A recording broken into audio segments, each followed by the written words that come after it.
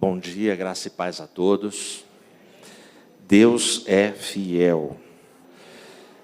Eu vou ler na segunda carta de Paulo a Timóteo, capítulo 2, apenas o versículo 13, em nome de Jesus. Se somos infiéis, Ele permanece fiel, pois de maneira nenhuma pode negar-se a si mesmo. Amém?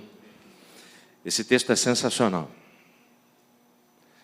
Esse texto está dizendo para mim que ainda que esta semana eu tenha tido os piores pensamentos, que eu tenha feito as piores coisas, que você tenha feito, que eu tenha errado, que eu tenha sido um cara muito incorreto nos meus relacionamentos, que eu tenha decepcionado e frustrado a confiança de pessoas. Ele está dizendo para mim assim: Edmilson, ainda que você tenha sido a semana inteira infiel, eu permaneço fiel. A minha fidelidade, Deus está falando para mim, não depende dos teus desequilíbrios ou da tua santidade, porque a minha fidelidade é plena, é perfeita, é constante, ela não cessa, porque na tua vida, Edmilson, eu sou um Deus fiel. Amém?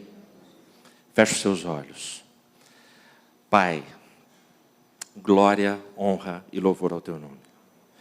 Obrigado, Senhor, por esse instante.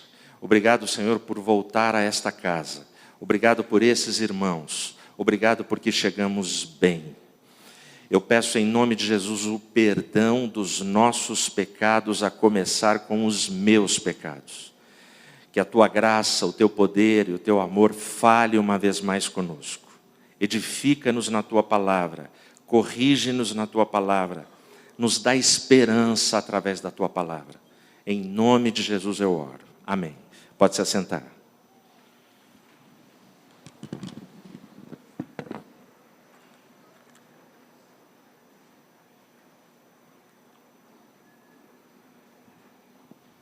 Antes de começar, então, como eu sempre peço, por favor, o pessoal que cronometra quanto tempo a gente prega, zera aí, por favor. Tá bom? Eu primeiro quero agradecer o convite pelo pastor Lima. É um prazer sempre renovado e inenarrável estar com vocês. É muito bom. Só tem gente que a gente ama nesse lugar, a vila onde eu nasci. É muito bom estar com vocês. Agradeço a Deus que nos trouxe com segurança e paz, a companhia da Regina, da minha esposa, que está ali. Agradeço, enfim, essa família. Quero dizer que hoje eu entrei na igreja e vi um avô cantando. O avô está onde? Foi trabalhar, mas ele deixou uma lição. Eu sou avô e nos próximos netos que eu tiver apresentação eu vou cantar. Porque eu comecei a cantar. Quem me viu cantando aí, levanta a mão, deixa eu ver. Se tem gente que me viu cantando essa semana, viu? Fui bem? Mais ou menos, né? Horrível, né?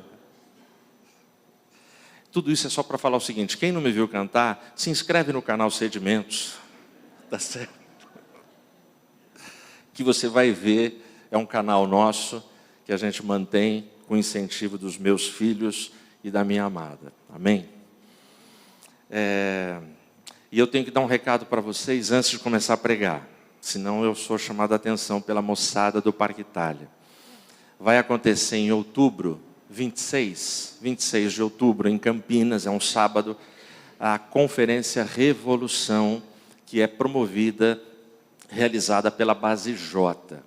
Base J é o Ministério Jovem da Igreja do Parque Itália. Começa às 9 da manhã, vai até às 10 da noite, é um dia só, no Teatro Mackenzie, ali na Avenida Brasil, em Campinas. Quem quiser, basej.org.br, tem tudo lá, os combos, a forma de você poder participar, tá bom? Quem vai estar lá? Tem alguns convidados que vão estar lá, dentre eles eu queria destacar para vocês o irmão Merdi. Eu vou estar lá, eu sou conselheiro da Base J, vou estar pregando lá com a moçada. Irmão Merdi, ele é um irmão batista, ele congrega aqui no sul do país.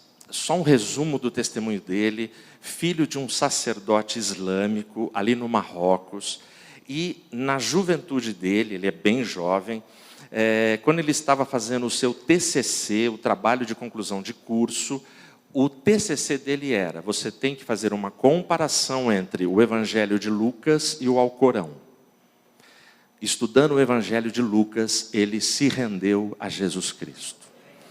Aí chega um momento, o pai dele, que é o segundo cara em autoridade na religião ali no Marrocos, o pai dele chega para ele um belo dia e fala assim: filho, hoje é o dia tal, na religião dos caras, e você precisa sacrificar o cordeiro.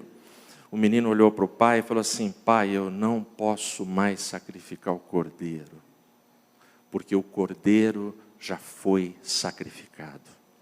Porque o cordeiro já morreu por nós e já ressuscitou.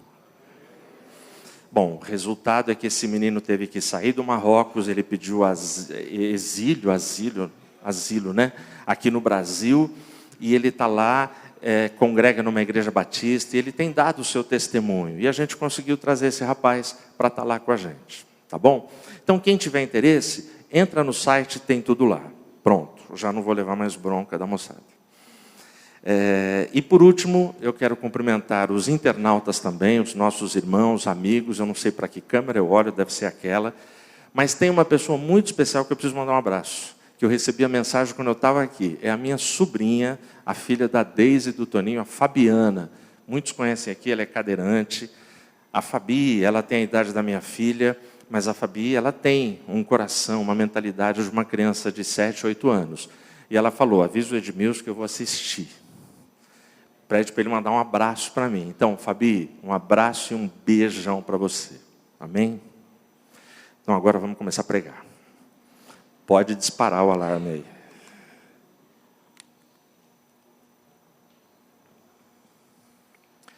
Esse texto, capítulo 2, versículo 13, da segunda carta de Paulo a Timóteo, ele tem algo muito legal. Ele diz que, independente da minha fidelidade, Deus, ele não se abala, ele não muda, ele permanece fiel. Isso significa que, na Bíblia toda, do Gênesis ao Apocalipse, teve estudiosos, teólogos e curiosos que já contaram.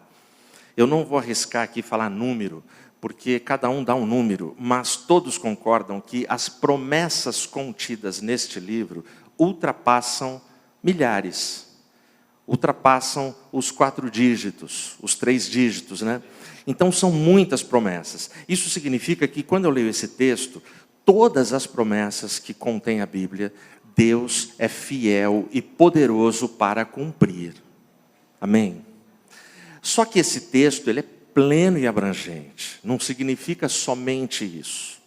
O Deus que é poderoso para cumprir todas as promessas e é fiel à sua palavra, porque ele não pode negar a natureza dele, ele não pode negar a essência dele, ele também é fiel para cumprir advertências, castigos, ele é fiel para tudo. Ele permanece fiel e ele é plenamente fiel. É diferente do tipo de fidelidade nossa, né? Garoto que chegou para o pastor e falou assim: pastor, eu quero falar um negócio. Pois não, eu estou numa crise cruel, desempregado e tudo mais, e eu quero fazer uma promessa. Pois não, a minha promessa, o meu voto é o seguinte: se Deus me der um trabalho essa semana, eu vou ser fiel aos meus dízimos e ofertas. O pastor falou: tá bom, que legal. Então vamos orar. Oraram, conseguiu um emprego. Na semana.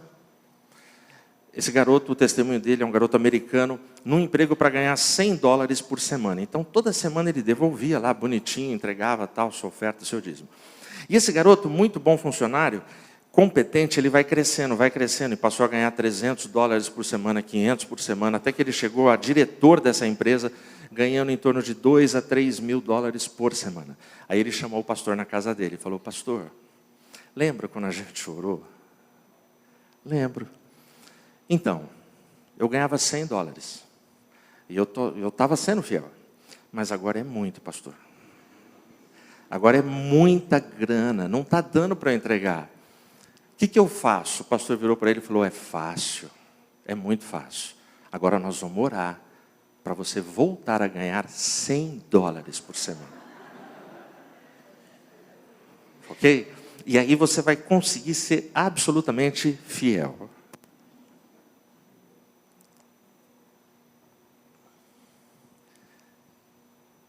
Abrindo uma janela, vocês estão acostumados, vocês sabem que eu abro janelas quando eu estou pregando.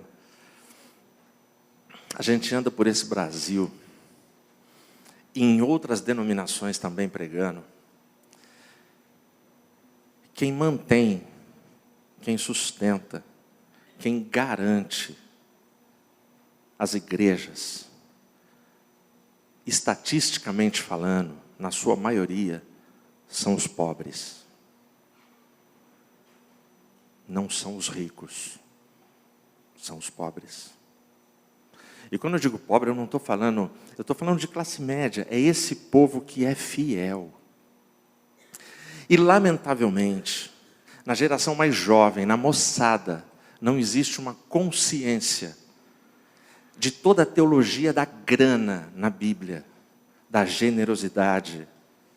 Não existe uma consciência de que nada do que eu tenho é meu. Nada do que eu tenho é meu. Tudo que eu construo, tudo que eu formo, tudo que eu conquisto, não é meu. É graça do Senhor Jesus Cristo. Amém? Deus é fiel. Eu estou aqui com vocês. Ontem à tarde o pastor Lima, pastor Edmilson, já tem tema? Já tem o hino? Já tem a passagem? Eu falei, não tenho. Não tenho. Está tudo no WhatsApp dele. Mais tarde, eu tento te passar quando eu tiver. Deu 10 e pouco, Lima. E aí, cara, já tem? Aí eu falei para ele assim, pastor, eu estou chegando em casa agora, era 10 e pouco da noite. Eu estou chegando em casa agora que eu fui socorrer um irmão amado que capotou o carro. Aí o Lima, acho que por causa do fato, né, o Lima foi mais generoso. Ele falou assim, ok, tudo bem. E um abração para o irmão amado. Alguma coisa assim. Deixa eu contar para você. Eu estava no meu trabalho. Toco o telefone. Alô, Ed, onde você está agora? Você está pela cidade? Eu falei, não, eu estou na agência. Ed, acabei de bater o carro. Eu falei, cara, sério? Não, mas foi grave, cara, capotou, o carro acabou. Eu falei, você estava sozinho? Os seus filhos, sua esposa? Ele falou, não, eu estava sozinho, estou inteiro. O irmão amado é o Júnior, o meu irmão. Entendeu? Aí, eu falei, Júnior, onde você está? Estou em tal lugar. Eu falei, eu estou indo aí. Chamei o pessoal, chamei meu filho e falei, dá conta de terminar tudo. Quem trabalha com propaganda sabe, sexta-feira a gente está fechando anúncio, fechando o programa de televisão, fechando tudo. É um dia complicado. Campinas não é São Paulo, mas o trânsito, 6 horas da tarde, para. Até eu chegar no Júnior, com a Paula mandando mensagem, Ed, leva um carregador, que o celular do Júnior vai acabar, e se eu não falar com ele, eu morro. Eu falei, Paulo, eu já estou no trânsito, e estou sem carregador, mas quando eu chegar lá, vocês falam no meu celular. Passa um tempo, Ed, você já está com o Júnior? Eu falei, não, Paulo, estou tentando chegar. E com medo de bater, porque você vai preocupado, né? Cheguei lá, o Júnior inteiro, teve um arranhãozinho aqui, o carro PT, perda total. Eu olhei e falei, Júnior, não tem seguro que vai pagar isso aqui já era. Teu carro, bate uma foto, é a última vez que você vê esse carro. O seguro... Mas olha só, ele capotou, saiu do carro, andando, e em frente a uma clínica, um cara já veio e falou, cara, entra aqui. Deu água com açúcar para ele, acalmou ele. Já veio um médico, fez todos os reflexos nele, fez todos os testes, e falou, cara, você não tem nada, você está bem. Amém? O Júnior, todo dia nesse horário, ele está com o Rafa e com o João no carro. É o horário que ele pega a Paula. Ontem a Paula na IBM saiu mais cedo. Uma amiga dela saiu, ela estava sem nada. Ela falou, vou aproveitar, e foi. Então o Júnior não precisou buscar. Aí o Júnior pegou e falou para ela assim, Paula, então, vai lá para a tua mãe, alguma coisa assim, e pega os 2 meninos na escola, porque eu vou fazer umas correrias minhas. Então, graças a Deus, ele estava sem as crianças no carro. Por quê? Deus é fiel, cara. Deus é fiel. Mas esse tipo de fidelidade que fala nesse versículo tem a ver com troca, tem a ver com mérito. Então, assim, eu preciso merecer essa fidelidade. Eu vou tentar responder para você, meditando com você, num dia, numa passagem muito, muito famosa de Cristo, que está aqui no Evangelho de João. Eu vou ler ela para você só para te relembrar, e eu sei que tem amigos aqui que podem não conhecer, então eu vou ler o trecho todo. É João, do versículo 6 até o 13. Capítulo 6. Evangelho de João, capítulo 6.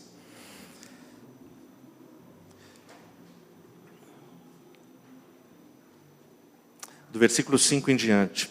Então Jesus, erguendo os olhos e vendo que grande multidão via ter com ele, disse a Filipe, onde compraremos pães para lhes dar a comer? Mas dizia isto para o experimentar, porque ele bem sabia o que estava para fazer. Respondeu-lhe Filipe, não lhes bastariam 200 denários de pão para receber cada um o seu pedaço?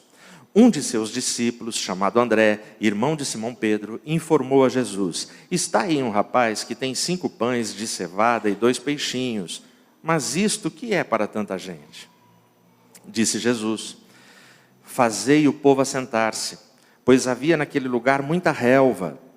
Assentaram-se, pois, os homens em número de quase 5.000. Então, Jesus tomou os pães e, tendo dado graças, distribuiu-os entre eles e também igualmente os peixes, quanto queriam. E quando já estavam fartos, disse Jesus aos seus discípulos, recolhei os pedaços que sobraram, para que nada se perca. Assim, pois, o fizeram e encheram 12 cestos de pedaços de 5 pães de cevada que sobraram aos que haviam comido. Amém? Essa passagem, ela é muito famosa nossa. Mas antes da gente falar sobre ela, é importante você saber tudo o que estava acontecendo antes dela nesse dia. E para a gente saber isso, a gente tem que ler um texto paralelo que está no Evangelho de Marcos, também no capítulo 6, que vai ter mais informações para a gente. O que aconteceu nesse dia? Se você chega em Marcos, no capítulo 6, do versículo 14 em diante, tem a narrativa da morte de João Batista. Então vem comigo. Cara, um grande amigo, uma grande referência, morreu. A minha família, nessas últimas 2 semanas, nós enfrentamos alguns velórios de gente amiga e gente da família. E por mais que a morte seja certa, por mais que a gente saiba que vai morrer, nós nunca vamos nos dar bem com a morte. E João Batista morre, e você conhece a história, a forma como João Batista morre é muito mais traumático e gera muito mais dor nos amigos e nas pessoas que ficaram. O cara é aquele que é prometido, né? É o Elias do Novo Testamento, que foi profetizado no livro do profeta Malaquias, mas ele termina a vida dele com uma cabeça numa bandeja, por vingança de uma mulher. Uma mulher que ouviu no ouvido dela assim, escolhe o que você quiser, até metade da fortuna do Silvio Santos, do Antônio Hermílio de Moraes, do Bill Gates, você pode receber. Eu quero a cabeça de João Batista. Você está entendendo o que é vingança? Ela podia resolver a vida dela, da próxima geração, da outra geração. Ela podia ficar milionária. Mas a vingança, se ela não for tratada, ela vai acabar com o seu coração, com a sua alma, com o seu caráter. Está entendendo?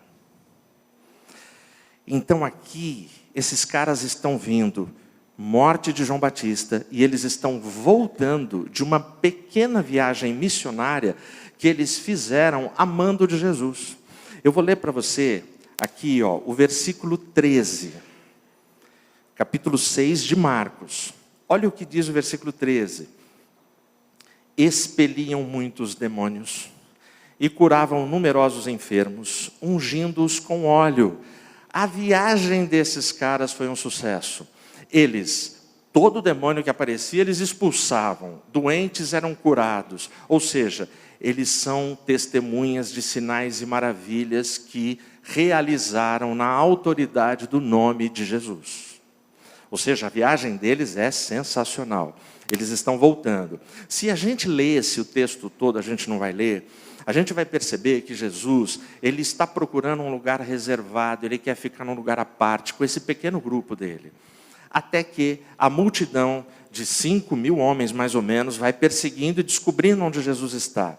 Eu vou ler apenas o versículo 34, do mesmo capítulo. Ao desembarcar, viu Jesus uma grande multidão e compadeceu-se deles, porque eram como ovelhas que não têm pastor, e passou a ensinar-lhes muitas coisas. É nesse contexto. Jesus, na verdade, ele está tentando ficar à parte com os seus discípulos, mas é nesse contexto que vai acontecer todo o sermão para aqueles 5.000 homens. Jesus vai ensinar, vai gastar tempo com eles. É nesse contexto que a gente chega na narrativa da multiplicação de pães e peixes. Jesus, ele olha para aquela multidão, e eu gosto demais dessa expressão. Jesus teve compaixão. O que é ter compaixão? Você olha para uma pessoa e você não se preocupa com a biografia dela, com o currículo dela, se ela merece ou não merece, quem ela é, de onde ela vem, se ela é analfabeta, se ela é nível superior, se ela é pobre, rica, gorda, preta, branca, não interessa. Você olha para uma pessoa, você se identifica e você tem compaixão. Você quer amar, você quer ajudar, você quer erguer, você quer curar, você quer dar o teu melhor para essa pessoa. Mas no caso aqui não é para uma pessoa. Jesus, ele olha a multidão e tem compaixão, porque sabe que aquela multidão é como ovelha que não tem pastor. E ovelha sem pastor morre, porque a ovelha é um bicho que ela não se defende sozinha, ela precisa de pastoreio. Por isso, o Jesus que queria dar uma descansada, ficar com os amigos, ficar ali num lugar reservado, é por causa dessa multidão que está carente, que está totalmente indefesa, é por causa dessa multidão que ele para a agenda dele para dar atenção para uma multidão. E é nesse contexto que surge a pergunta. A pergunta que ele faz no versículo 5 do capítulo 6 do Evangelho de João. Jesus, erguendo os olhos, vendo que grande multidão via ter com ele, disse a Filipe: onde compraremos pães para lhes dar a comer? A primeira resposta desse texto é uma resposta pessimista. Versículo 7, respondeu-lhe Filipe: não lhes bastariam 200 denários de pão para receber cada um o seu pedaço? Gente, o que Filipe está respondendo é assim: mestre, se a gente tivesse grana para distribuir para todo mundo, mesmo assim, determinado valor não daria. Filipe, nesse momento, ele tem a capacidade de fazer cálculos estatísticos, cálculos econômicos, ele tem a capacidade de racionalizar a questão da grana, entrada, saída, o que tem na despensa, o que não tem, a questão do sol que está se pondo, a questão da distância, o lugar que eles estão. Ele vê tudo isso e a resposta dele é essa. Lembrem-se, eu vou ler de novo, o versículo 6. Mas dizia isto para o experimentar, porque ele bem sabia o que estava para fazer. Ou seja, a pergunta de Jesus para Filipe foi um teste.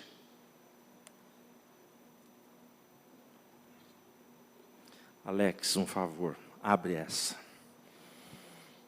Foi um teste. A pergunta de Jesus, o evangelista, quando ele narra, ele já nos dá essa informação.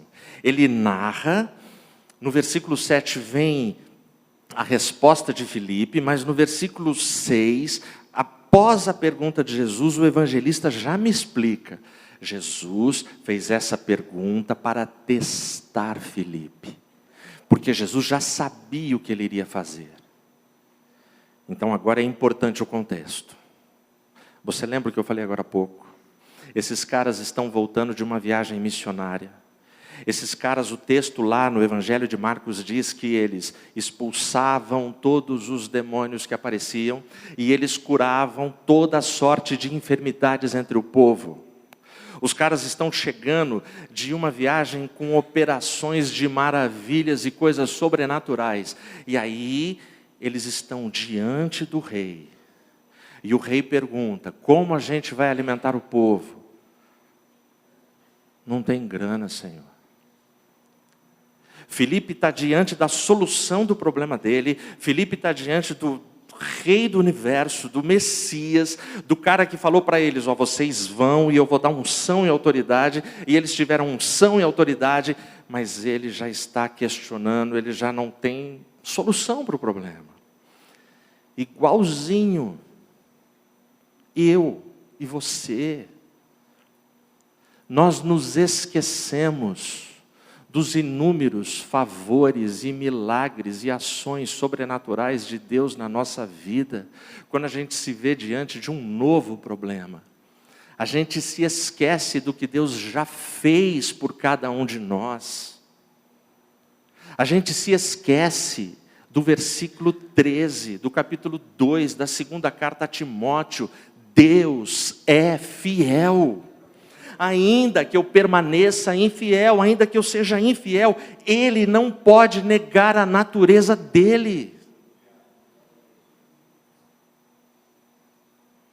Por que estamos aqui nesse templo, nessas 4 paredes?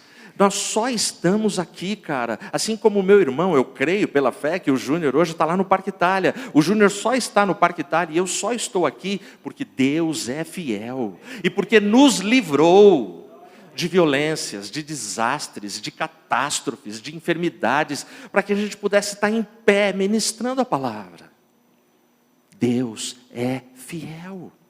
A primeira resposta é essa. E a segunda resposta que aparece nesse texto é justamente uma resposta de dúvida. É a resposta de André. Versículo 8 e 9. Um de seus discípulos, chamado André, irmão de Simão Pedro, informou a Jesus: está aí um rapaz que tem 5 pães de cevada e 2 peixinhos. Mas isto, que é para tanta gente?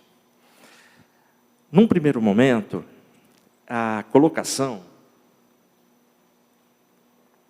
de André é legal. Ele até se dispõe a ajudar.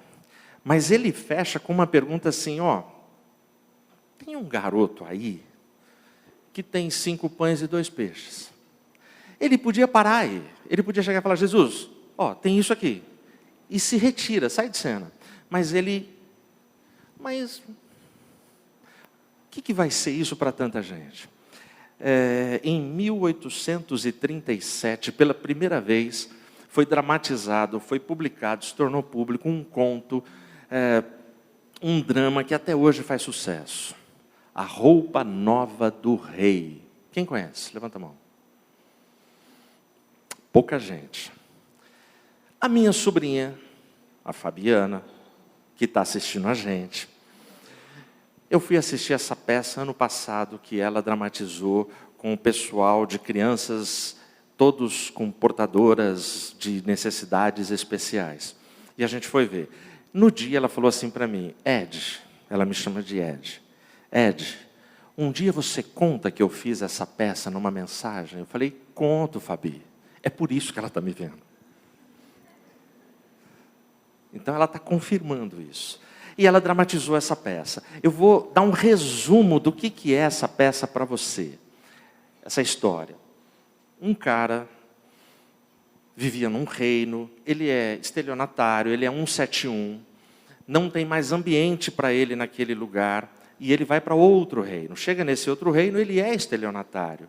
E ele só sabe ganhar dinheiro, ganhar vida enganando os outros. E aí ele chega nesse lugar e ele fala assim: eu sou um alfaiate. E eu sou o melhor alfaiate. E eu faço a melhor roupa. Só que tem um detalhe. Eu só trabalho com tecidos invisíveis, linhas invisíveis, botões invisíveis, tesouras invisíveis. Ou seja, o cara é sensacional. E ele fala assim, só que a roupa que eu faço, o trabalho que eu faço e o tecido que eu uso, apenas as pessoas inteligentes são capazes de enxergar. Cara, o reino inteiro enxergava. Percebe? Chega a notícia para o rei daquele reino, e o rei fala assim, ora, eu quero esse alfaiate. Não, mas ele é caro, não importa, eu sou o rei. E note você que isso acontece com a maioria das pessoas. Você começa a ganhar um pouco de dinheiro, melhora de vida, você vai querendo coisas melhores. Você quer o melhor cabeleireiro, você quer o melhor carro, você quer a melhor casa, o melhor bairro, porque agora você tem grana. Então o rei, ele fala, não, eu quero esse alfaiate. Aí ele vai, o alfaiate dá o preço e fala, ó, você tem que ir mandando grana, rei. Tira as medidas do rei, tudo, fita métrica invisível. E aí, tá lá. Ele fica no ateliê dele, as pessoas passam, todo mundo do reinado lá passa, tem vidro, né? E ele fica, não tem nada, mas ele fica aqui medindo, fingindo, fazendo todo o gesto. E aqui está a roupa nova do rei. Vocês estão vendo? Só os inteligentes podem ver. Vocês estão vendo ou não? Oh, muito bem. Olha só. Então, ele está fazendo, mas o rei fica cansado. Ele fala, ó, eu quero provar essa roupa, porque está chegando a festa e tal. Aí ele vai, tira as medidas, ó, rei, eu vou precisar ajustar aqui e lá. E o rei fica absurdamente feliz. O rei vê a roupa, os súditos do rei, os auxiliares do rei, o povo vê o rei. Por quê? Porque ninguém quer se passar por burro. Todos querem ser inteligentes. Chega o dia da festa, está todo mundo na festa, chega quem? O rei, com a roupa nova do rei. Até que uma criança dá um grito, o rei está nu. Aí todo mundo, olha, nossa, o rei está nu. E aí todo mundo fala, o rei está pelado. A história fica boa até aqui, vamos terminar por aqui. Essa história, ela ensina muito para a gente. Em todo um reinado, gente, somente uma criança foi capaz de ver o óbvio, que o rei estava nu. Todas as demais pessoas, por orgulho, por arrogância, por soberba, por querer se passar de inteligentinho. Não, eu não estou, não, rei, olha que roupa linda. Aqui, nessa passagem, eu tenho discípulos, eu tenho 5.000 homens, fora as suas mulheres, os seus filhos. Ninguém enxerga naquela relva o rei que estava presente, que tinha a solução. Ninguém enxerga. Mas o rei está presente. O rei está presente porque ele é fiel. Agora presta atenção o que vai acontecer. Jesus, ele na sequência, quando ele pega aqueles pães, ele nem responde para o questionamento de André, ele faz algo que eu e você fazemos todos os dias ordinariamente. Ele abençoa e agradece por aquele alimento. E a gente precisa aprender com Cristo nessa passagem. Eu preciso aprender a agradecer as coisas que vêm à minha mão. Note, esse garoto, quando ele sai de casa, ele leva 5 pães e 2 peixes. Vamos combinar que esse garoto comia pra caramba. Para ele é muito. Para 5.000 homens não é nada. Mas Jesus abençoa, e quando Jesus abençoa, ele agradece o pão. Quando agradece o pão, a multiplicação está feita. E aí o que ele faz na sequência, para mim, é sensacional. Jesus, ele chama os discípulos, eles começam a distribuir, depois a recolher. E por que isso para mim é sensacional? Porque Jesus, nesse momento, ele podia chegar para os apóstolos deles e falar assim, que decepção, hein?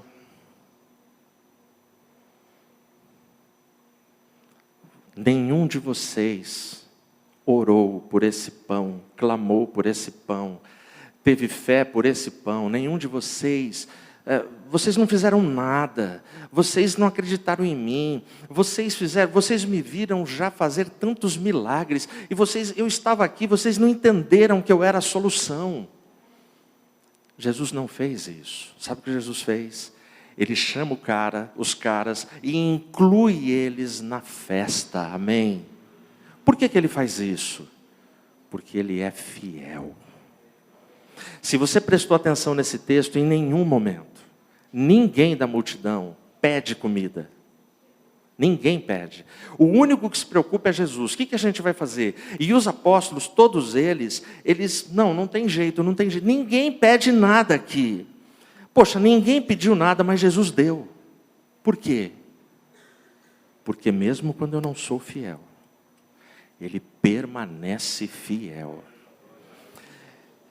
Eu quero contar para você um testemunho que mexeu demais comigo.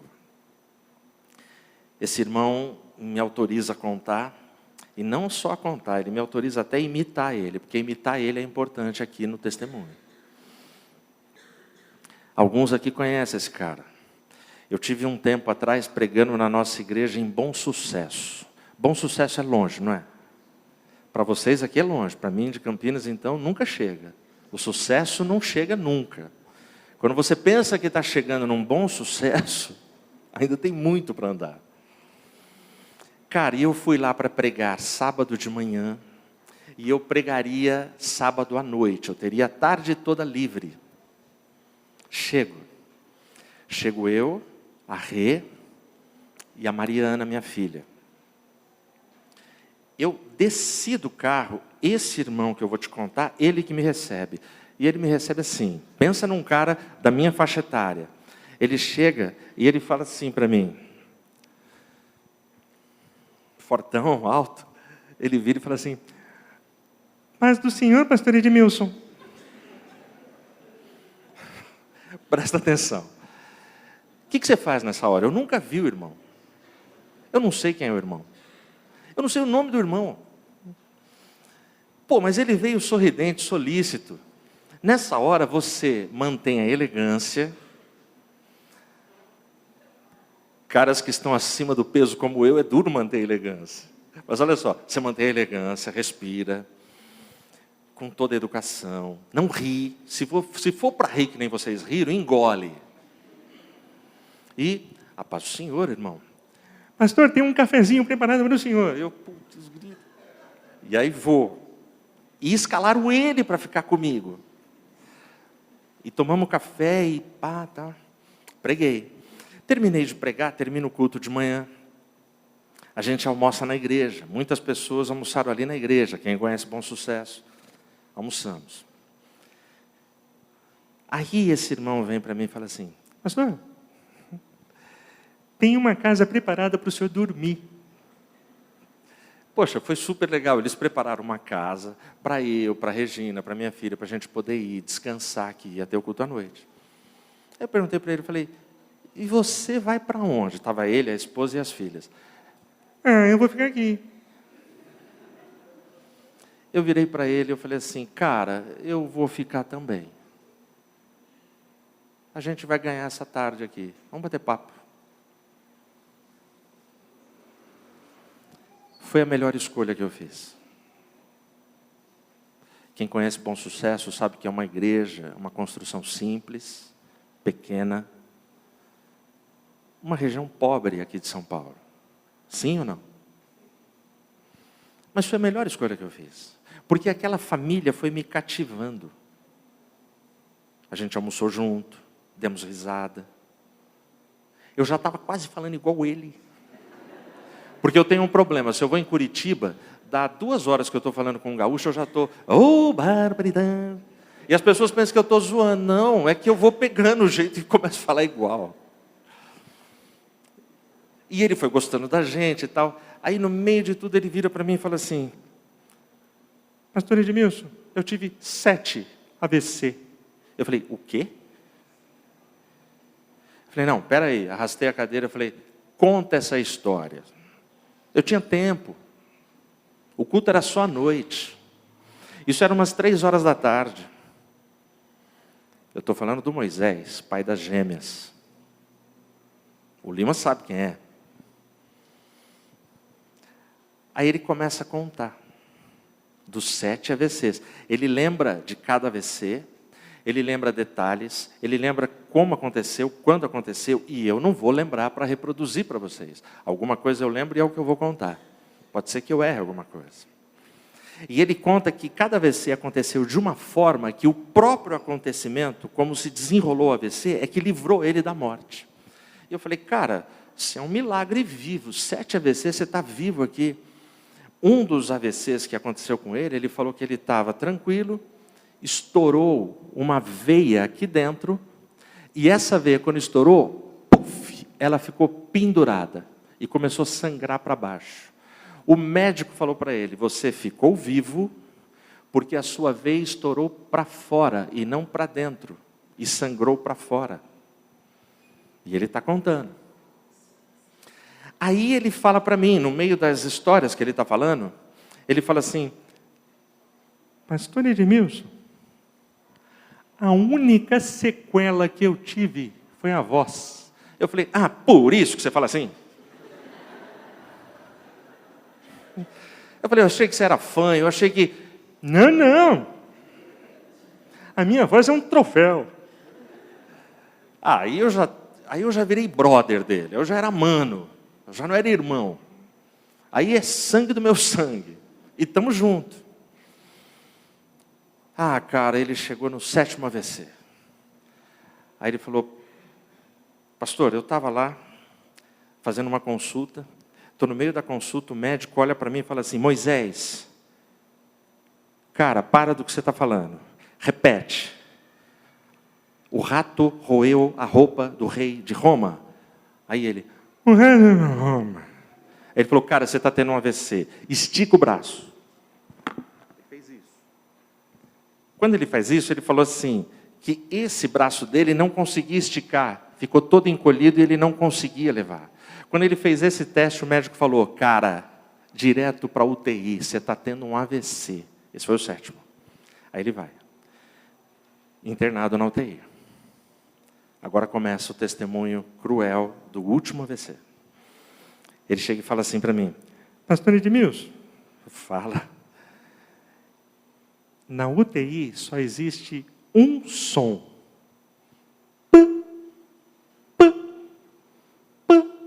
É o dia inteiro.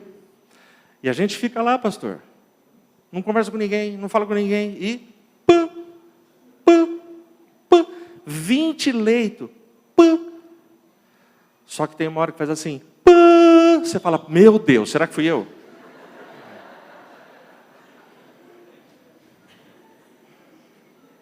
Tá rindo, né, Alex? Não é com você, né? Então, olha só. Aí...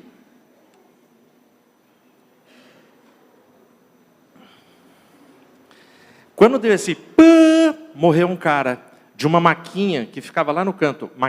Maca. Ok? Lá no canto. Aí vem todo mundo, tenta reanimar, acordar, não teve jeito, morreu. Sai.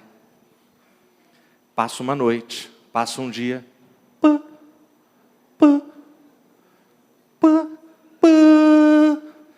Aí eles olham, morreu o outro cara que foi para a maquinha. Aí tira. Aí ele faz amizade com uma velhinha. E o pessoal remaneja tudo. E faz uma amizade com uma velhinha que está lá. Ele olha para a velhinha e faz assim, oi. Ela, oi. Tudo bem? A velhinha está onde? Na maquinha. E ele já esperto com a maquinha.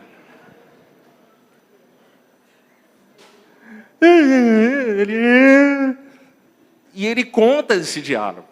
E eu rindo, a esposa dele rindo, as filhas que são gêmeas rindo, e a Regina rindo, e ao mesmo tempo todo mundo chorando, porque ele conta, ele ri.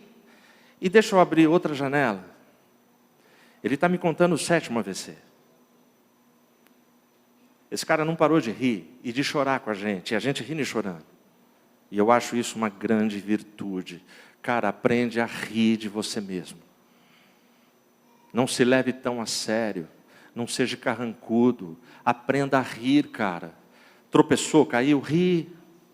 Pagou um mico, ri. Porque deixa eu te falar, se você não rir, vão rir de você. Então ri, cara. E se você não rir e quiser ser muito sério, aí é que vão rir de você. Deu para entender?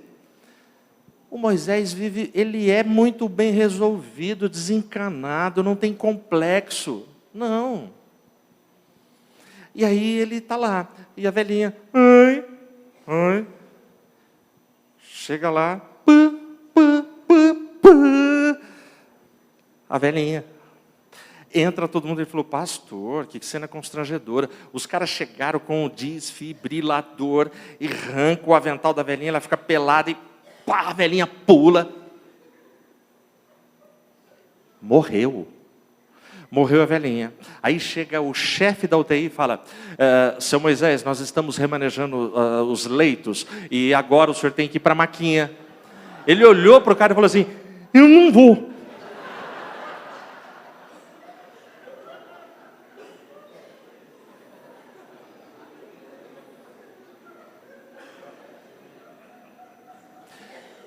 Você ia? Aí o cara, seu Moisés, não tem essa de não vou. O senhor aqui não decide. Já está definido, a gente tem que remanejar e o senhor precisa ir para aquele leito. Ele fala que ele sentou na maca, todo entubado e tal, virou para o cara e falou assim, eu não saio daqui. E se alguém tocar em mim, tirar eu daqui, eu faço um regaço nessa UTI. Resultado, ninguém tirou ele de lá. Glória a Deus, eu ouvi um glória a Deus. Não, Moisés é guerreiro. Olha só. Atenção que vai ficar melhor. Aí, eu esqueci quanto tempo, mas foi muito tempo de UTI. Ele está lá e gente morrendo, e ele ali, até que o médico que cuidava dele o tempo todo chega e fala assim, seu Moisés, não tem jeito para o senhor. Não dá mais para o senhor ficar nessa UTI. O que tinha para ser feito, foi feito. A gente só tem mais um procedimento. A gente vai ter que introduzir no seu corpo um remédio. E presta atenção, esse remédio, sem ele, o senhor vai morrer. Com ele, o risco do senhor morrer também é grande. E a gente precisa da autorização da família. Chamou a esposa, conversou com a esposa. Aí eles falaram, bom, sem o remédio eu vou morrer. Com o remédio eu também posso morrer. Mas vamos tentar. Aí, eles autorizaram o remédio. Presta atenção. Aí ele chama a esposa dele. Vai vendo o diálogo dele com a esposa. Ele chama a esposa dele e ele começa a falar para ela, meu bem, anota as minhas senhas. Meu bem, aquela grana que está na poupança, você vai fazer isso, isso e isso. Diz para as nossas filhas que eu amo elas demais. Meu bem, eu estou partindo. Meu bem, quando eu partir, veja o que eu falei agora há pouco de alguém que sabe rir da própria desgraça. Ele vira para ele e fala assim, arruma alguém crente, decente, mais bonito que eu, para tratar você bem. Choro. Quando ele está contando isso, ele está chorando e eu estou chorando com ele. A esposa do lado chorando. Ele falou, ele ajeitou a vida dele toda, cara. Ele acertou a vida dele. Quando ele terminou de conversar com a esposa, ele vira para o médico e fala, ó, pode introduzir o remédio. Colocam um remédio nele e levam para o quarto. Passa a noite. Dia seguinte, o médico volta. Quando o médico olha para o Moisés acordado, o médico fala assim, seu Moisés, o senhor está aqui ainda? Tô. O médico vira para ele e fala assim, seu Moisés, deixa eu examinar o senhor. Examinam ele. Aí o médico vira e fala assim, seu Moisés, o senhor pode acreditar ou não no que eu vou falar. Mas se o senhor sair daqui agora e for em tal andar, na minha sala, o senhor pode ir na minha mesa agora, no canto da minha mesa. Ontem à noite eu deixei o seu óbito assinado. Eu não sei explicar o que está acontecendo, mas, seu Moisés, o senhor está curado.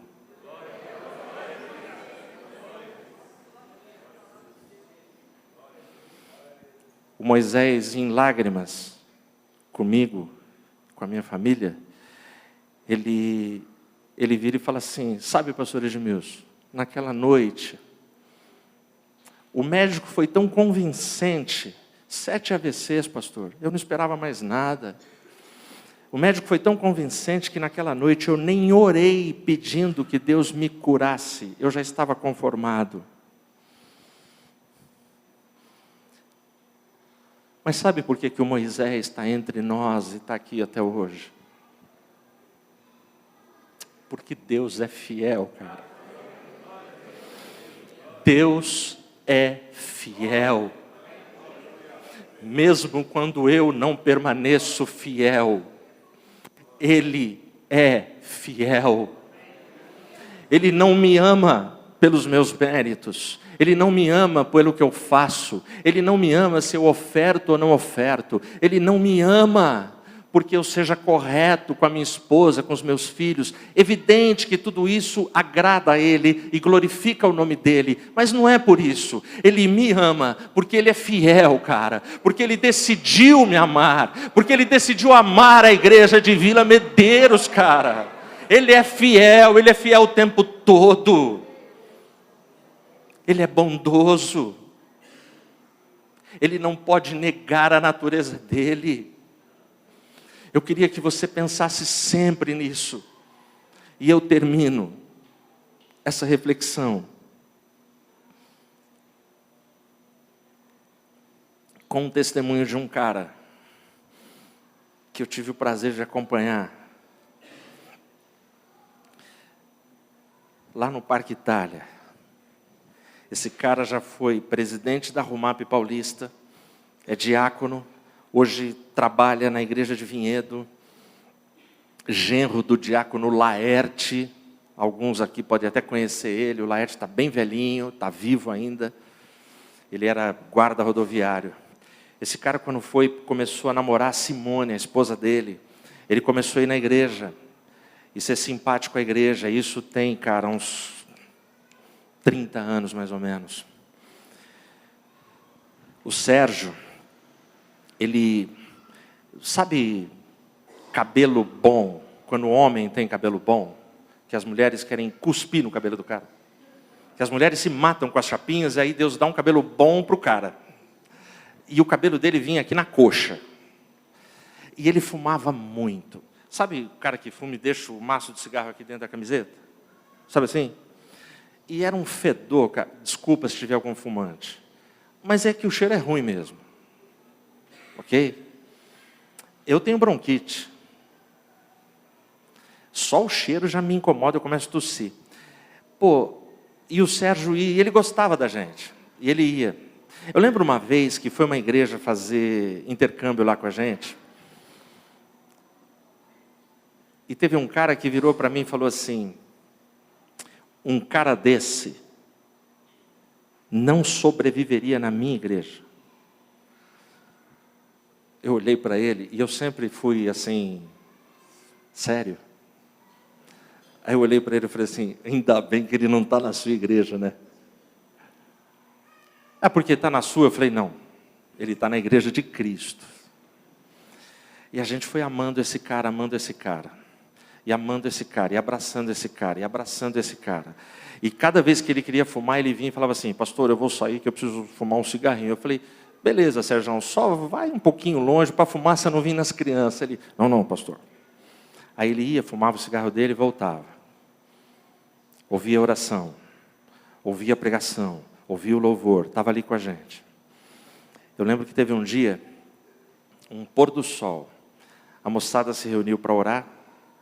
O Sérgio saiu do lugar dele, veio, dobrou os joelhos, e naquele dia ele foi batizado no Espírito Santo. No sábado seguinte, O Sérgio foi revestido de novo, aí ele veio e falou assim, pastor, eu queria testemunhar. Eu falei, pois não, Sérgio. Ele chegou e falou assim, ô gente, vocês estão vendo esse cigarro aqui, Tama? Vocês estão vendo o meu jeito, Tama? Aproveita para ver hoje, porque nunca mais vocês vão ver. O Sérgio, naquela semana, ele abandonou a bebida, ele abandonou o cigarro, ele abandonou tudo. Eu lembro no batismo dele, lá no Parque Itália tem uma garota que é cabeleireira, a Silvinha. E a Silvinha cortou o cabelo dele. Deixou um cabelo assim, um chanelzinho, tipo assim a Nancy. Cortou o cabelinho, aí ele me viu e falou, e aí, pastor? Cara, tudo isso que eu estou falando foi ação e decisão dele. Ele olhou para mim e falou, e aí? Eu ia batizar ele. Eu falei, Sérgio, você está um gato. Ele, ô pastor, que é isso? Batizei aquele cara. Líder de jovens, dando muito fruto na obra, defensor da doutrina promessista, um cara absolutamente crente, que dá prazer de trabalhar com ele, com uma família linda, filhos lindos. Sabe, cara, eu lembro do Sérgio e eu choro porque assim, o que aconteceu na vida do Sérgio, o que acontece na minha vida, o que acontece na sua vida, na vida do Lima, do Alex, do Coral, de você que está aí sentado, do mais novo ao mais velho, das crianças que estão aí por fora gritando, sabe? Eu já tive aí fora gritando quando eu era pequenininho aqui nessa igreja. Cara, isso acontece porque Deus é fiel. Porque Ele nos ama. Ele nos ama absurdamente. Ele nos ama de forma furiosa. Ele nos ama de forma assim romântica, apaixonada. Ele deu a sua vida por mim, por você, porque Ele é fiel, cara.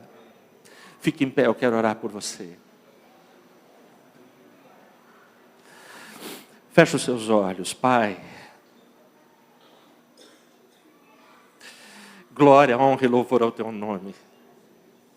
Santo, santo, santo, santo, santo é o Teu nome. Pai, eu Te amo. Glórias a Ti, Senhor. Pai, eu dependo de Ti. Pai, eu e a Regina só estamos aqui nesse templo hoje porque Tu tens sido fiel na minha casa.